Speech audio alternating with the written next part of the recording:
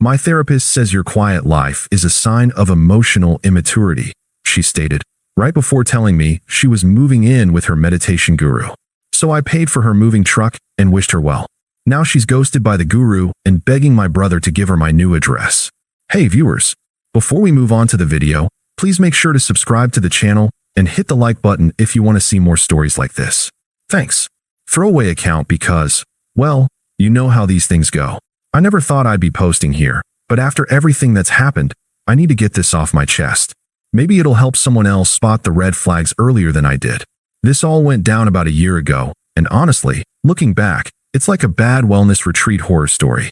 But let's start from the beginning. I met Emily 5 years ago at a coffee shop downtown. I was grabbing my usual black coffee before heading to my job as a software developer. Nothing flashy, just steady work that lets me pay the bills and enjoy quiet weekends hiking or reading. She was there with a yoga mat slung over her shoulder, chatting animatedly with the barista about some new meditation app. We hit it off right away. She was vibrant, full of energy, always talking about self-improvement and unlocking potential.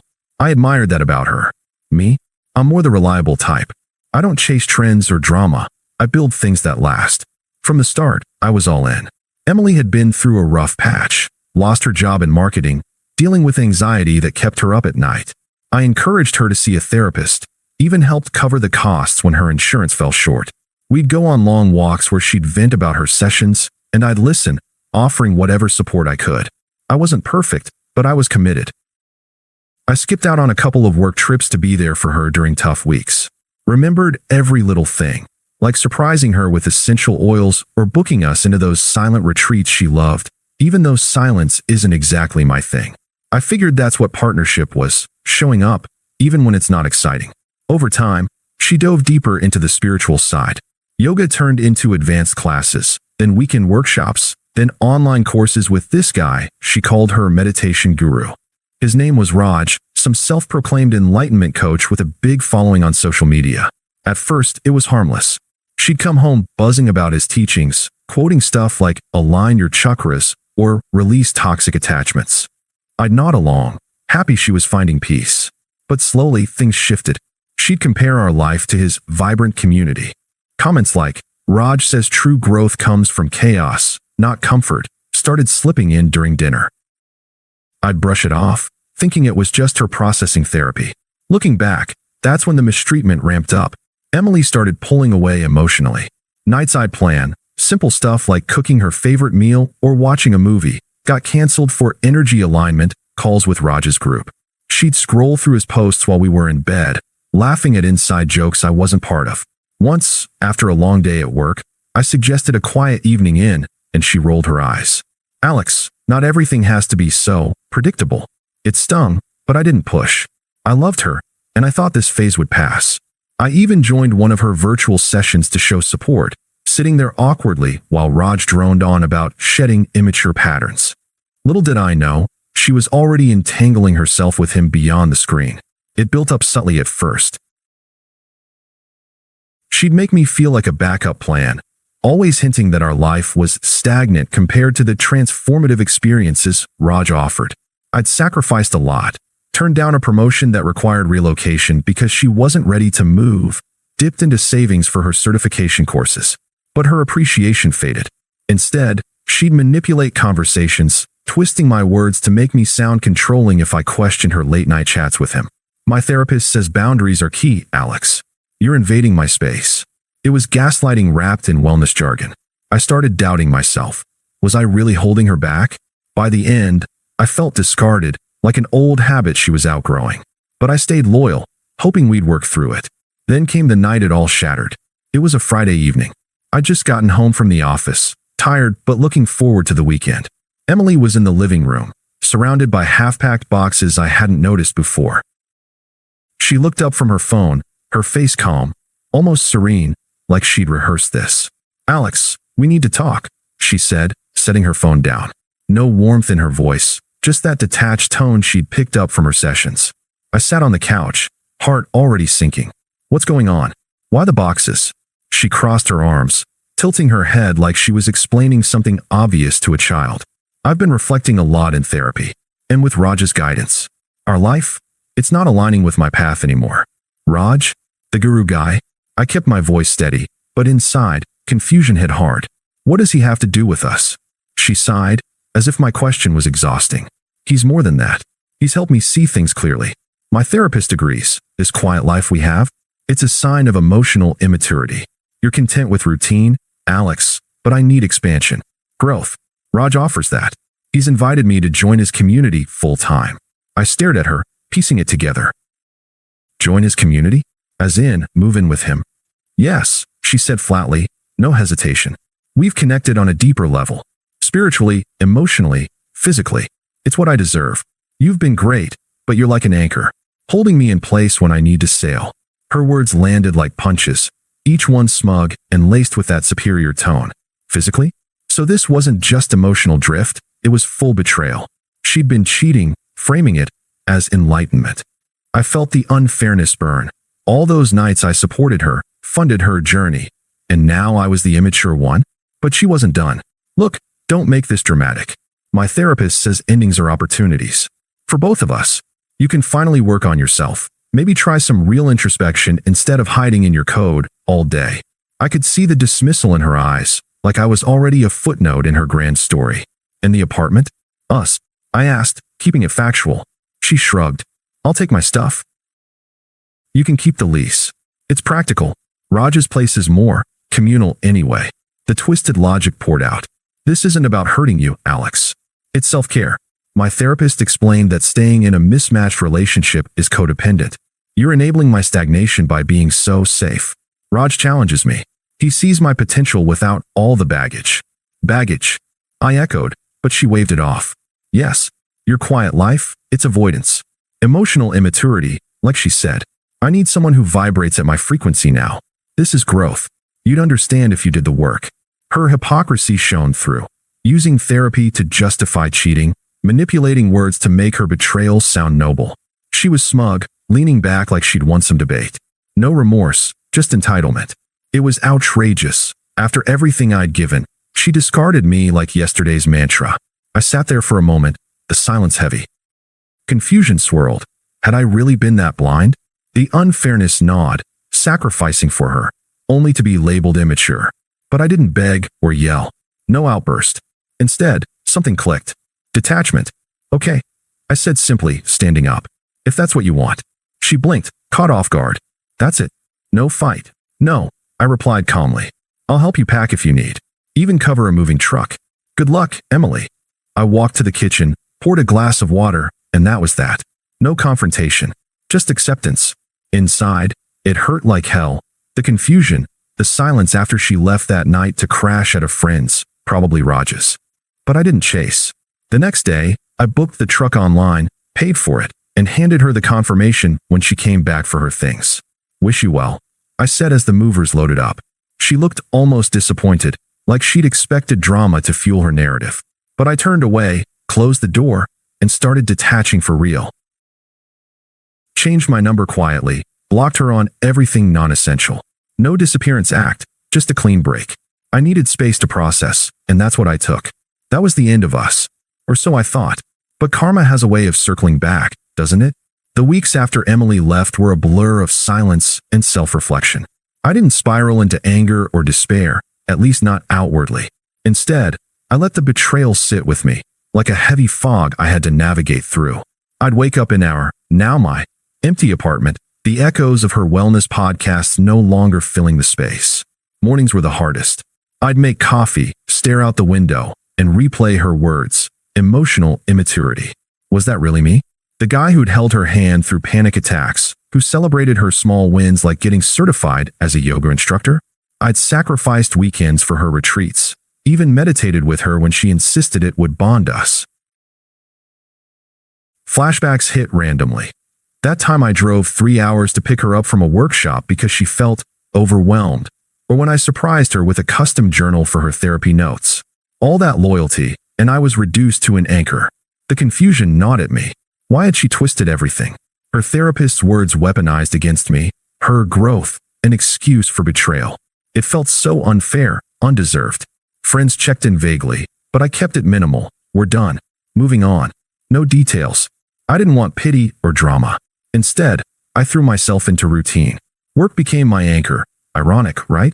I took that promotion I'd passed on before, the one requiring a move to a smaller town about 2 hours away. Packed up, found a quiet house with a backyard for hiking trails. It was simple but mine. No more waiting for her approval on every decision. Nights alone, I journal, not her spiritual kind, just raw thoughts. She called my life quiet, like it was a flaw. But quiet isn't immature, it's peace. The silence let me breathe, process the manipulation. How she'd compare me to Raj constantly, making me feel lesser. Emotional abandonment, wrapped in enlightenment. I didn't date, didn't rebound. Just rebuilt. Started running, read books on boundaries, real ones, not her jargon. Slowly, the fog lifted. I wasn't broken, she projected her chaos onto me. About 3 months in, karma started whispering. I got a call from a mutual friend, Sarah, someone from Emily's yoga circle who'd always been neutral. She sounded hesitant. Hey Alex, I wasn't sure if I should tell you, but things aren't great with Emily. I listened without interrupting. Turns out, Raj's community was more cult than commune. He'd lured Emily in with promises of soul alignment, but it was a scam.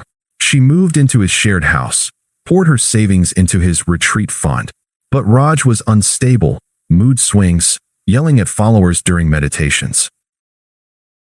Whispers of him sleeping with multiple disciples, using them for free labor. Emily discovered he had a history. Previous women who'd accused him of emotional abuse, ghosting them after draining their resources. One even posted online about his fake credentials, no real therapy background, just charisma and a good camera. Then it unraveled fast. Raj got exposed in a wellness forum scandal. Screenshots of manipulative messages, financial pleas disguised as donations for enlightenment. His followers scattered.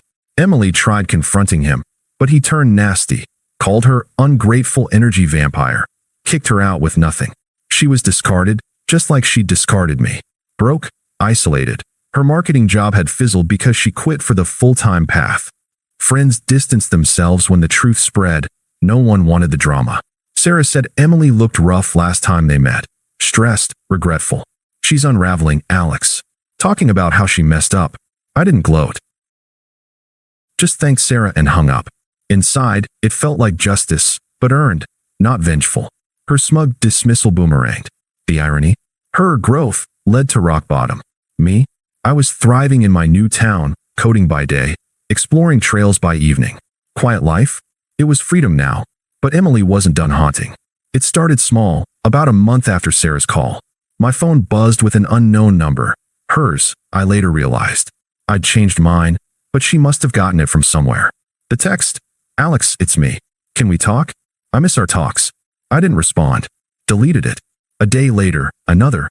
I know I hurt you. Therapy's helping me see that. Raj was a mistake. He manipulated me. Still nothing from me. Then calls started. Voicemails at first, soft and apologetic. Hey, it's Emily. I get it if you're mad. But I've been reflecting. My therapist says I projected my issues onto you. Can you call back? Please. The desperation built. A week later, texts turned pleading. Alex, I'm in a bad place. Lost my apartment deposit because of him. Staying with a friend, but it's temporary. Remember how you always helped? I need that now. No reply. That's when she escalated, involving others. First, her friend Mia, toxic as they come, always enabling Emily's whims. Mia messaged me on social media. I'd forgotten to block her. Dude, grow up. Emily's sorry. At least hear her out. You're being childish ignoring her. I blocked Mia. Then came the family. Emily's brother, Tom, pushy guy, never liked me much. He called from his number. Alex, this is Tom. Sis says you're ghosting her. After all she went through with that creep? Man up and talk. Family sticks together, even if you're not anymore. His tone grated, unpleasant, demanding, like I owed them. She's crying every night. You gonna let her suffer because of one mistake? I hung up mid-sentence. More texts from Emily followed, shifting from sad to frustrated. Why won't you answer? I thought you were better than this. My therapist says avoidance is immature. Sound familiar? Hypocrisy at its finest. She was mirroring her own words back, but twisted. A few days later, anger crept in. Fine, ignore me. But you're proving Raj right. You can't handle real emotions. Pathetic. Her true colors emerged. smug entitlement turning to rage when denied. She even showed up at my old apartment, according to the landlord's message. Pounded on the door, left a note. Alex, please. I need to see you. We can fix this. But I was long gone, address unshared. Desperation peaked when she begged my brother. Yeah, she tracked him down via old contacts. He called me laughing, but relayed. She wants your new address. Says it's urgent. Sounded unhinged, man. I told him no. Let her stew. Her attempts revealed the power shift. Once dismissive, now powerless. It deepened my resolve. I'd come too far. The final nail came at a mutual friends gathering, a casual wellness fair in the city, organized by Sarah. I almost skipped, but decided to go for closure. New life in tow. I'd started dating casually, met someone grounded, no gurus, just real connection. But I went alone, keeping it low-key. I was browsing stalls when I spotted her. Emily, disheveled in oversized clothes, eyes scanning desperately. She beelined for me, face lighting up then crumbling. Alex. Oh God, finally. Her voice cracked, hands fidgeting. I've been trying to reach you. Can we talk? Privately. People glanced over, public contrast stark. Me, composed in a crisp shirt, her looking frayed. I nodded to a quiet corner, but kept distance. What do you want, Emily? Come, no edge. She launched in, words tumbling. I was wrong. Raj, he used me. Ghosted after taking everything. I'm broke, staying on couches. Therapy's showing me. I projected. Your quiet life? It's what I need now. Stability. Us, we can rebuild. Please. Her eyes pleaded, but I saw the hypocrisy, using therapy again, like a shield. No, I said firmly, voice even. That chapter's closed. She faltered. But, I love you. Missed you. My family says you owe me a chance after supporting me before. I shook my head. I've built something real here. A life without the chaos. You're irrelevant to that now. Anger flashed. Irrelevant. After everything? You're cold, Alex. Immature, just like, I cut in indifferent. Like you said? Yeah, but I've moved on. Completely. This, I gestured vaguely, doesn't affect me. She teared up, voice rising. You'll regret this. I was your best shot. But I was already walking away, back to the crowd. Her desperation hung in the air, but I felt nothing. No sympathy, no pull. Just peace. She's a ghost now, vanished from my world. Edit. Thanks for the support, everyone. If anything, this taught me self-respect. Quiet life? It's maturity. What do you think? Did I handle it right? Thanks for watching. Make sure to subscribe to the channel and hit the like button. What do you think about this story? Share it in the comments.